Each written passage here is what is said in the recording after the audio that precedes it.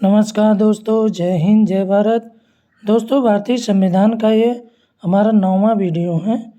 तो इसमें इस वीडियो में हम भारतीय संविधान संशोधन के टॉप 15 प्रश्न को देखेंगे। तो दोस्तों, आइए हम वीडियो की शुरुआत करते हैं। वीडियो शुरू करने से पहले यदि आप हमारे चैनल को सब्सक्राइब नहीं किया है तो सब्सक्राइब कर लीजिए, बेल आइकन दबा लीजिए ताकि आपको नोटिफिकेशन मिलता रहे। आइए वीडियो की शुरुआत करते हैं। पहला प्रश्न है प्रश्न नंबर 1। भारतीय संविधान के 91वें संशोधन के अनुसार मुख्यमंत्री सहित कुल मंत्रियों को मिलाकर किसी राज्य के मंत्रिमंडल में मंत्रियों की संख्या उस राज्य की विधानसभा के कुल सदस्यों के कितने प्रतिशत से ज़्यादा नहीं हो सकती। एक बार फिर से क्वेश्चन देख लेते हैं। भारतीय संविधान के 91वां संशोधन के अनुसार मुख्यमंत्री सहित कुल मंत्रियों को मिलाकर किसी राज्य के मंत्रिमंडल में मंत्रियों की संख्या उस राज्य की विधानसभा के कुल सदस्यों के कितने प्रतिशत से ज़्यादा नहीं हो सकती। ऑप्शन ए 15% से ज़्यादा, option B 10%, option C 20%, option D 25%। तो यहाँ पे राइट आंसर हो जाएगा ऑप्शन ए 15% से ज़्यादा नहीं हो सकती। Clear, option A right answer. अगला प्रश्न है प्रश्न नंबर 2। भारत के संविधान में किस संशोधन ने मंत्रिपरिषद के आकार को सदन के कुल आकार के 15% तक सीमित कर दिया। ऑप्शन ए 74वें संविधान संशोधन, ऑप्शन बी 86वें संविधान संशोधन, ऑप्शन सी 91वें संविधान संशोधन, ऑप्शन डी 61वें संविधान संशोधन। तो यहाँ पे राइट आंसर हो जाएगा ऑप्शन सी 91वें संविधान संशोधन।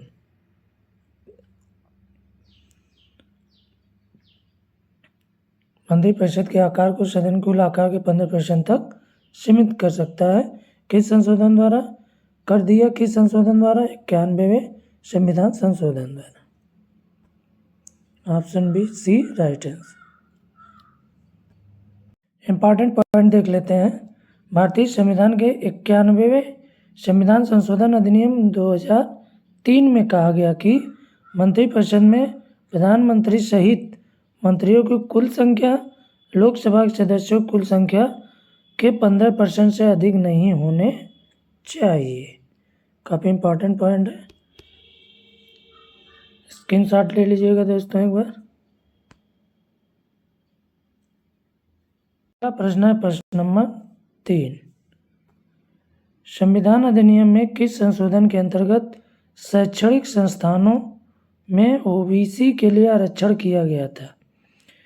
किस संविधान संशोधन अधिनियम के अंतर्गत शैक्षणिक संस्थानों में ओबीसी के लिए आरक्षण किया गया था?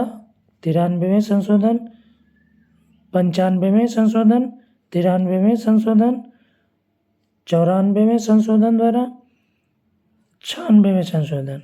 तो अब राइट आंसर हो जाएगा 93वें संशोधन द्वारा ओबीसी के लिए आरक्षण किया गया शैक्षणिक संस्थानों में। Clear, option B right answer. अगला प्रश्न है प्रश्न नंबर 4। हिंदू उत्तराधिकारी अधिनियम 1956 में एक संशोधन किस वर्ष में पारित किया गया था? हिंदू उत्तराधिकार अधिनियम 1956 में एक संशोधन किस वर्ष में पारित किया गया? Option A 2012, option B 2005, option C 2010, option B 2008। यहाँ पे राइट आंसर हो जाएगा option B 2005। Option B right answer. अगला प्रश्न है प्रश्न नंबर 5। संविधान अधिनियम में किस संशोधन के फलस्वरूप भारत में राष्ट्रीय न्यायिक नियुक्ति आयोग की स्थापना हुई? राष्ट्रीय न्यायिक नियुक्ति आयोग की स्थापना संविधान अधिनियम में किस संशोधन के फलस्वरूप हुआ? ऑप्शन ए 95वें संविधान संशोधन द्वारा, 19वें संविधान संशोधन द्वारा,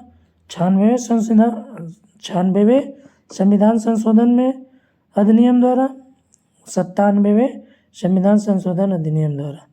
तो यहाँ पे राइट आंसर हो जाएगा ऑप्शन बी, 99वें संविधान संशोधन अधिनियम द्वारा भारत में राष्ट्रीय न्यायिक नियुक्ति आयोग की स्थापना की गई। Option B right answer. अगला प्रश्न है प्रश्न नंबर 6। भारत के किस राष्ट्रपति ने भारतीय संविधान के 6वें संविधान संशोधन को स्वीकृति दी? ऑप्शन है Pranab Mukherjee, option B Ramnath Kovind, option C APJ Abdul Kalam, option D Pratibha Devi Singh Patil.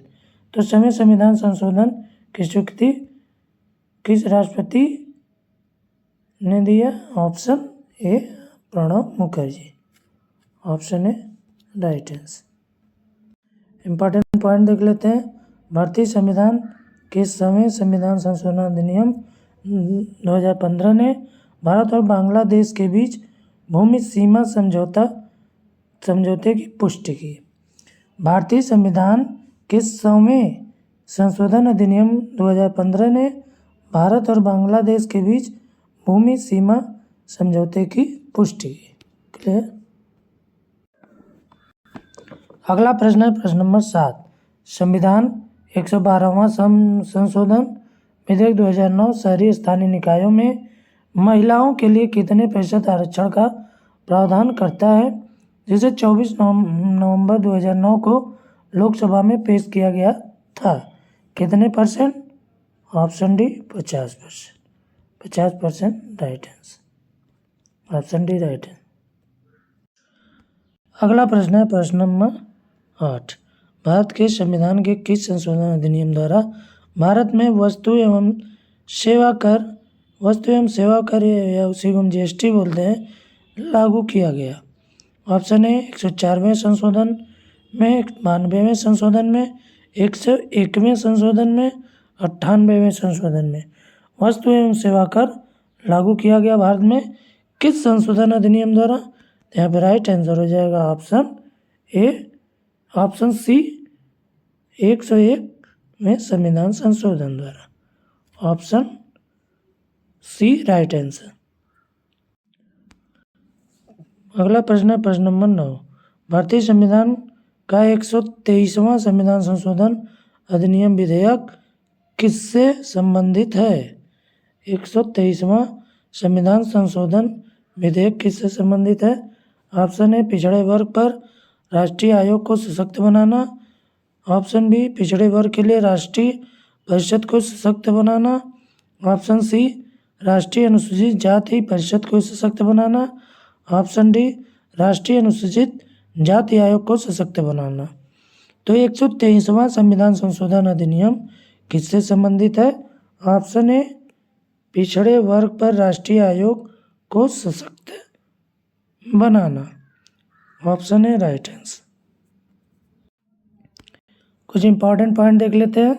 भारतीय संविधान का 123वां संविधान संशोधन विधेयक 102वें संविधान संशोधन अधिनियम 2018 के रूप में पारित किया गया है। इसने राष्ट्रीय पिछड़ा आयोग को संवैधानिक दर्जा प्रदान किया। क्लियर। अगला प्रश्न है प्रश्न नंबर 10। सूचना का अधिकार अधिनियम 2005 में एक संशोधन किस वर्ष में पारित किया गया था, जिसमें प्रस्ताव किया गया था कि मुख्य सूचना आयुक्त और सूचना आयुक्तों को केंद्र सरकार द्वारा निर्धारित अवधि के लिए नियुक्त किया जाए? यह सूचना का अधिकार अधिनियम 2005 में कौन एक संशोधन किस वर्ष में पारित किया गया था? वो 2019 में पारित किया गया था, जिसे मुख्य सूचना आयुक्त और सूचना आयुक्तों को केंद्र सरकार द्वारा निर्धारित अवधि के लिए नियुक्त किया जाए। वो किस वर्ष में किया गया था? 2019 में। ऑप्शन डी राइट है।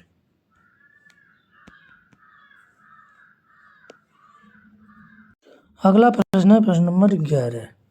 124वें संविधान संशोधन अधिनियम विधेयक 2019 का संबंध किससे है? ऑप्शन ए 3 तलाक से, ऑप्शन बी एयर इंडिया के निजीकरण से, ऑप्शन सी जीएसटी से, ऑप्शन डी आर्थिक आरक्षण। यहाँ पर राइट आंसर हो जाएगा ऑप्शन डी आर्थिक आरक्षण। जो 124वें संविधान संशोधन विधेयक 2019 का संबंध जो है आर्थिक आरक्षण से संबंधित। D right answer. Important point है, लोकसभा ने सामान्य वर्ग के आर्थिक रूप से कमजोर वर्गों को नौकरी और शैक्षणिक संस्थानों में 10% आरक्षण प्रदान करने के लिए 124वें संविधान संशोधन विधेयक 2019 में पारित किया। मतलब जनरल कास्ट को जो है नौकरियों और शैक्षणिक संस्थानों में 10% आरक्षण प्रदान किया। अगला प्रश्न है प्रश्न नंबर 12। 103वां संवैधानिक संशोधन किससे संबंधित है? 103वां संवैधानिक संशोधन किससे संबंधित है? सेवा कर, एयर इंडिया का निजीकरण, आर्थिक आरक्षण, जीएसटी। यहाँ पे राइट आंसर हो जाएगा ऑप्शन सी आर्थिक आरक्षण। 103वां संवैधानिक संशोधन अधिनियम किससे संबंधित है? आर्थिक आरक्षण। इम्पॉर्टेंट पॉइंट है, भारत के संविधान का 103वां संशोधन अधिनियम आधिकारिक रूप से संविधान अधिनियम 2019 के रूप में जाना जाता है। फिर से, भारत के संविधान का 103वां संशोधन आधिकारिक रूप से संविधान 103 संशोधन अधिनियम 2019 के रूप में जो है जाना जाता है। क्लियर। अगला प्रश्न है प्रश्न नंबर 13। 104वां संविधान संशोधन किससे संबंधित है? ऑप्शन है अनुसूचित जातियों जनजातियों के लिए आरक्षण, आर्थिक आरक्षण, 3 तलाक, पिछड़े वर्ग पर राष्ट्रीय आयोग को सशक्त बनाना। यहाँ पे राइट आंसर हो जाएगा अनुसूचित जाति एवं जनजातियों के लिए आरक्षण। ऑप्शन है राइट आंसर। अगला प्रश्न है प्रश्न नंबर 14। 30 जून 2020 के अनुसार भारतीय संविधान की प्रस्तावना को कितनी बार संशोधित किया गया था? 30 जून 2020 के अनुसार भारतीय संविधान की प्रस्तावना को कितनी बार संशोधित किया गया था?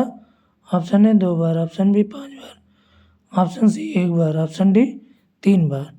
तो यहाँ पर राइट आंसर हो जाएगा ऑप्शन सी 1 बार। सी राइट है। इम्पॉर्टेंट पॉइंट है, भारतीय संविधान की प्रस्तावना में 18 दिसंबर 1976 को एक बार संशोधित किया गया था। 18 दिसंबर 1976 को एक बार संशोधित किया गया। इसमें 42वें संशोधन के माध्यम से समाजवादी, धर्मनिरपेक्ष, अखंडता शब्द जो है जोड़े गए थे। क्लियर। अगला प्रश्न है प्रश्न नंबर 15।